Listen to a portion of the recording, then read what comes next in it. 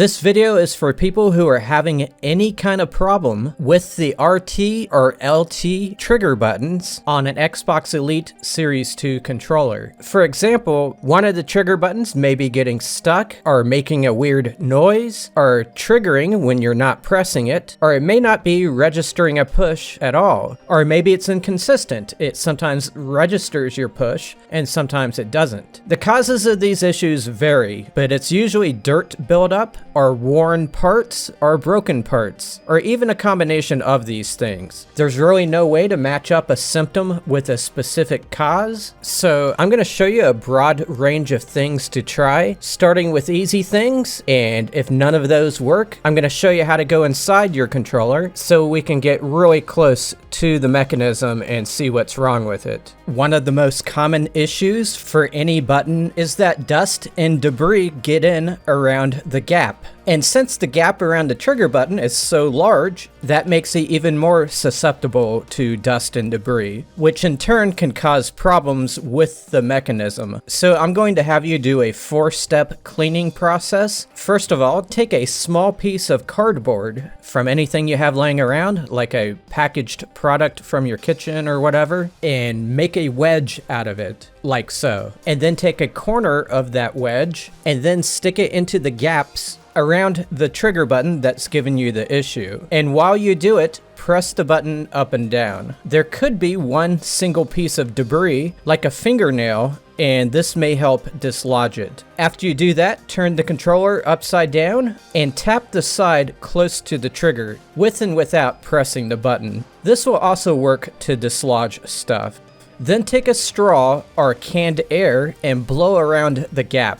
If you don't have either one of those, go ahead and just put your mouth on it and blow. Press and unpress the button. And finally, if you happen to have a vacuum cleaner with a detachable nozzle, turn it on and vacuum around the button. And once again, press and unpress. After doing all those things, test the controller and see if things have improved. If they haven't, let's continue on. This time, find a ball of cotton, like the kind you would find in an unopened pill bottle. If you can't find one, try a crumbled up tissue or a paper towel. Stuff the cotton into the gap using tweezers or something similar. Make sure a lot of it gets stuffed down on the very end right here.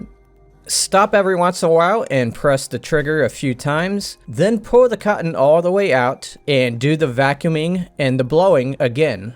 So how is the cotton supposed to help? There is a pad inside that cushions the button every time you press it. Over time, this cushion gets damaged and just kind of flakes off, and it leaves behind a sticky spot, which can cause issues. By brushing cotton up against that area, it can make that spot less sticky. So test once again and see if that worked. If it didn't, there is one last thing for you to consider before going inside the controller. That is to use the configuration menus to adjust the trigger settings, or to remap your trigger button. If you have already considered those options, go ahead and skip past this section. It can be done on console or a PC. You need to get to this screen. If you're on PC, you can get there using the Xbox Accessories app. Open it up, sign into your Xbox account. I believe you need to have one in order to use the app. And then it'll detect your controller and you'll be on the proper screen. To get there on console, hit the Xbox logo button that's on your controller, and this little menu will pop up. Tab over to the last selection on the right by hitting the RB button. And on that submenu, select Settings, then Devices and Connections on the left, and Controllers and Headsets on the right. Now that everyone has arrived at the same screen, click Configure. Here you can create and edit 3 different profiles for 3 different setting changes, basically. It's very likely you already have a profile listed, and it'll probably say Profile 1. If you do, you can highlight it and select the pencil icon here to edit that existing profile. Or you can just create a whole new profile, which is what I'm going to do here. I'm going to select New Profile, and here I'm just going to keep it named Profile 2. You will land on this page, tab over to where it says Triggers, And on that screen, you can make adjustments to the range of LT and RT. Whether or not it helps with your issue remains to be seen, but it's worth a try. There are 2 sliders, and if you highlight the upper one, you can adjust how much you have to press down before the game begins to receive your input. The other slider makes changes to the upper limit of how much input the game receives. The diagram on the right allows you to test it. In some ways, it's a digital version of those mechanical switches you have on the bottom of your controller. Those put a physical limit on the range, but adjusting it on the menu doesn't change how it feels physically, if that makes sense. If you want, you can make both numbers on that slider the same, which turns the trigger into a normal button, much like the trigger buttons on the Switch Pro controller. If you checkmark the mirror triggers box, it makes your adjustments the same for each of the 2 trigger buttons. By the way, I made a whole other video on how every setting in this configuration menu works. There is a link to it in the description. In my example here, I want to maintain my changes. I'll hit B to back out of this screen. Profile 2, which I just configured, is out to the side here. I'm now going to place it into a slot. With Profile 2 highlighted, I'm going to hit A and change it to slot 2. It now indicates it's in slot 2. Then I need to go to my controller and hit this center button right here, and I need to keep hitting it until 2 lights are shown right here. That indicates I'm using the second slot. So now the changes are in place. If making those trigger adjustments didn't help you, then there's one last non-invasive thing to try, and that is to map your trigger to another button. That can be done on the Mapping tab of the configuration page. First, highlight whichever button you want to use as your new trigger button. The paddle buttons along the bottom are good candidates. Once selected, hit A, and then hit A again. Then select your problematic trigger and hit A. Hit B to back out of this screen. It'll show the new mapping. Obviously, this isn't ideal because it'll just be a 1-button press instead of a variable press, so it just depends on what kind of game you're playing. But the new mapping is now in place. Just select the proper slot and test it within the game. If nothing has worked so far, then the only thing left to do is to go inside and attempt to find and fix the root cause of your issue. As normal with going inside any electronic device, there is some risk that you may break something, though I am going to be very detailed to minimize that risk. I do suggest you watch the entire segment first instead of doing it in real time with the video, if that makes sense. We are going to remove this outer covering right here. Getting that cover off is a challenge. It's not screwed on. You have to pry it off. And the thing is, it is stuck on there using tabs and a little bit of adhesive. First, remove the thumbsticks and remove the D-pad. And as a precaution, you might want to remove these bumpers from the back. They might get snagged or something as we're working the controller here. You just have to tilt them and they'll come right off. Take a look at that gap between the lower half of the controller and the upper half that we're trying to peel off. And if you see any crud in there, scrape that crud out. That crud is like a glue and it's going to make it harder to separate if we leave it there. I suggest you start prying in this area of the controller just below the D-pad and work your way to the left. There is a powerful tab in the upper handle area right here. If you pry it just right, that tab will become disattached. Once that happens, the rest is a lot easier. Just note there is a weak point, and that's between the B button and the edge. There's very little plastic there, and if you apply too much pressure at that point, you could cause a crack like this one. Now, it's just a cosmetic crack, but I imagine you don't want this to happen to your controller, so that's why I'm having you start things on the left and working your way to the right. If you started on the right, it's more likely to crack. Once it gets separated enough, you just need to pull it apart.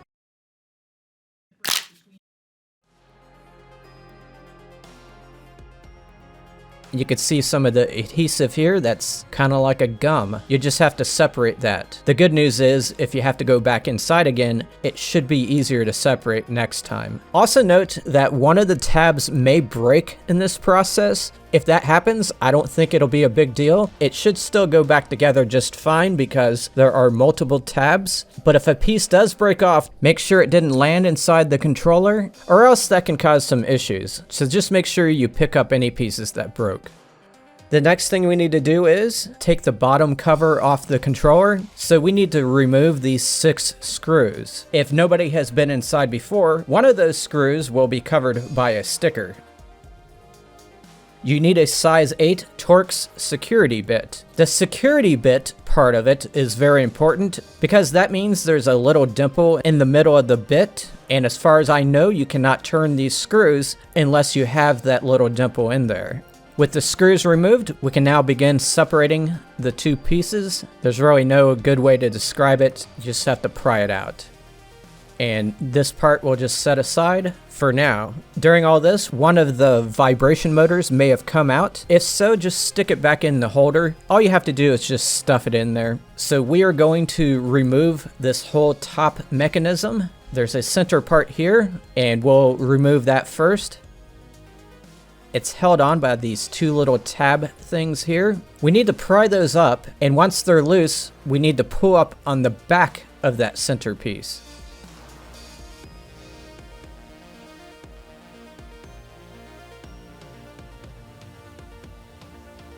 There we go. Now we're going to remove the rest of that top piece. It has a tab on each side. Here's what those tabs look like when it's already out. So you gotta pry up one side and just get that side loose, and then pry up the other side. Some people may need to stick a tool into that little tab and pry it up a little bit.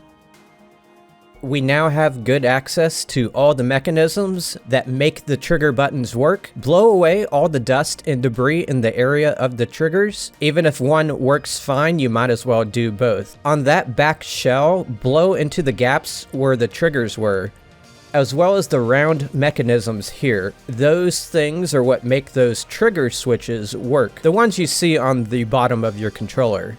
If you saw a lot of debris while you was cleaning all this, there's a small chance that you may have fixed your issue just by doing that. But stay here because since we have everything open, we might as well do an inspection of all the parts that could cause an issue. First of all, look down into the gap here, and you should see some padding. It's hard to notice, but if you rub your finger on it, it has a different feel than the surrounding plastic. That padding gets hit with this part of the trigger. Every time you push the trigger down all the way, it takes a beating. See if the padding is even still there, or if it's damaged. If it is damaged, it may have been reduced down to a sticky spot, like I mentioned earlier. What can you do if it's missing or damaged? You could put some of your own padding in place there, like a small piece of tape. I imagine that electrical tape may work well. It has some good mushiness to it. Also, take a look at these round mechanisms that I mentioned a moment ago. There's a small chance that those could be damaged and may affect your trigger.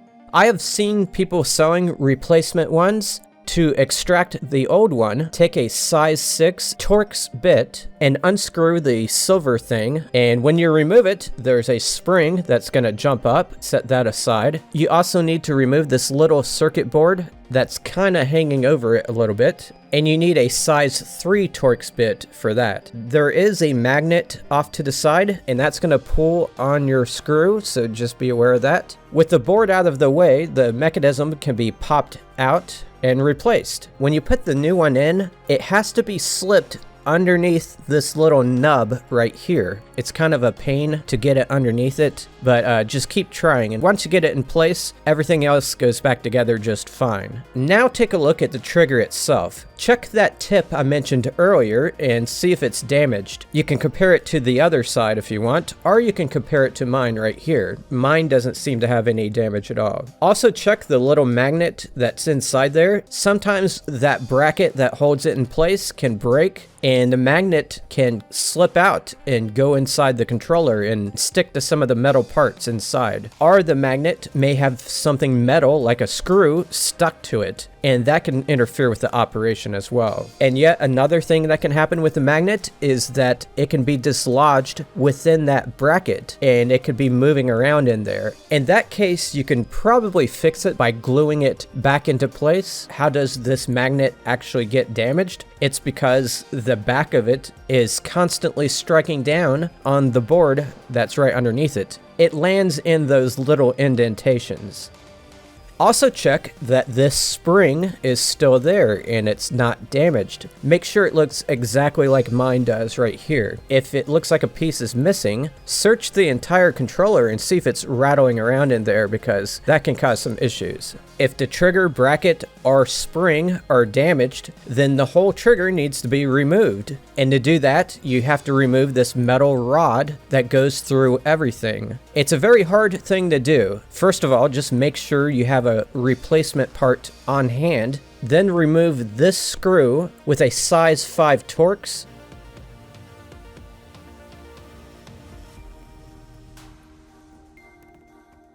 And then remove the cap that the screw was holding in, and that reveals the motor that was inside that causes the vibration. Just let the motor hang off to the side. I suggest you remove the motor from the other trigger as well. This is going to give you more room to do something I'm about to tell you about in a minute here. That rod is in there very tight.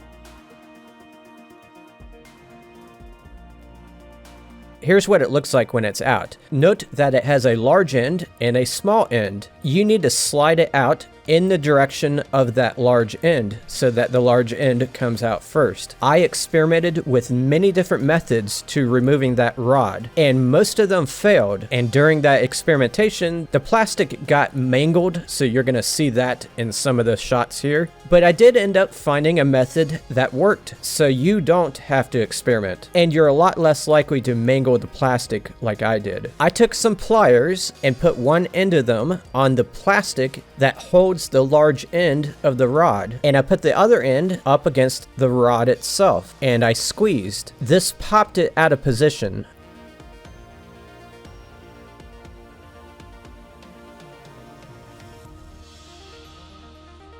At this point, some of you may be able to just grab that rod with some pliers or something and just slide it out. That didn't work for me, so I went and got a small bit for my screwdriver here, and I pushed very hard into the side that has the small end. This is where it helped to have both those motors out of the way, because I had to get the whole screwdriver up and close to the controller. It eventually popped out of place after a lot of trying, and from there I was able to slide the rod out. This is where you would put your new piece into place, like your new spring or your new trigger button. Just make sure the part with the magnet is facing the correct way. I originally did it backward and it ended up looking like this, so don't do that. It's a little challenging to reinsert the rod, but it wasn't as hard as pulling it out. You have to line all the loops up, and the best way to do that is to push the small end of the rod through 2 of those loops and just let the rod stick out a tiny bit from those 2 holes, and use that to put the spring on, if that makes sense.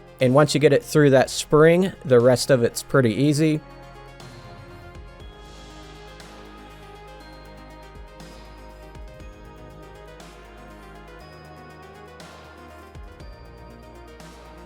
You do have to press that rod some more before it snaps back into place. And one way to do that is to use pliers.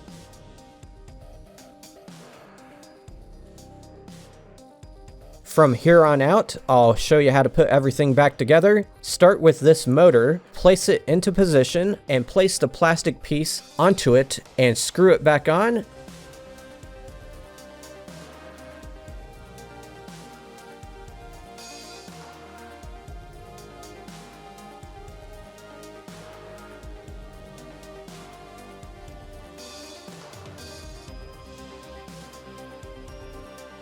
We're going to snap this long piece back onto the buttons at the top. That's basically how you do it. You snap it back into place. And then the middle piece will snap back into place.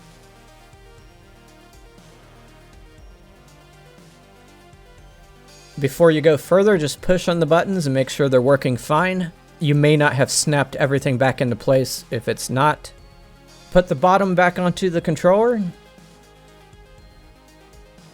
And put these 6 screws back in. Then snap the top back onto the controller. So, I hope you got a lot out of this video. If it did work or if it didn't work, please let me know in the comments. Have a great day, everybody.